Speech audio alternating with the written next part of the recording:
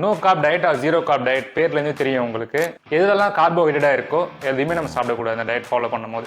So no carb டயட்டில் பார்த்தீங்கன்னா உங்களோட ஃபியூவல், அதாவது உங்கள் எனர்ஜி வந்து ஃபேட்டும் ப்ரோட்டீன்லேருந்து அதிக அளவில் எடுத்துக்கும். ஸோ அப்போ உங்கள் பாடி வந்து கீட்டோசிஸ் மோடுக்கு போகும். ஸோ நீங்கள் கார்ப்ஸ் இல்லாதப்போ உங்கள் உடம்புல எனர்ஜிக்கு உங்கள் பாடி மசிலையும், அதாவது ப்ரோட்டீன் அண்ட் ஃபேட்டையும் வந்து டார்கெட் பண்ணணும்.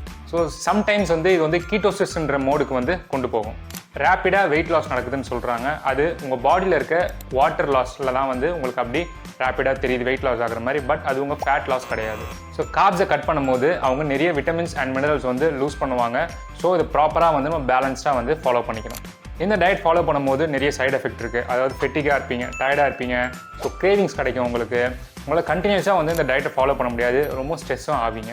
அதுவும் கார்ப்ஸ் லைஃப் ஸ்டைலில் இருந்துட்டு இவ்வளோ நாள் கார்ப்ஸ் சாப்பிட்டு திடீர்னு கார்ப்ஸ் சாப்பிடாமல் இருக்கும்போது உங்களுக்கு நிறைய இது மாதிரி வந்து சைட் எஃபெக்ட் வந்து ஏற்படும். இந்த டயட்டை சூஸ் பண்ணி ஃபாலோ பண்ணும்போது கரெக்டான கைடன்ஸ் வந்து ஒரு ட்ரெயினர்கிட்டயோ இல்லை டயட்டிஷியன்கிட்டயோ இல்லை டாக்டர்கிட்டயோ நீங்கள் கன்சல்ட் பண்ணிவிட்டு அதுக்கப்புறம் ஃபாலோ பண்ணுங்கள். தெரியாத உங்கள் ஃப்ரெண்ட்ஸுக்கு இதை டேக் பண்ணுங்கள்.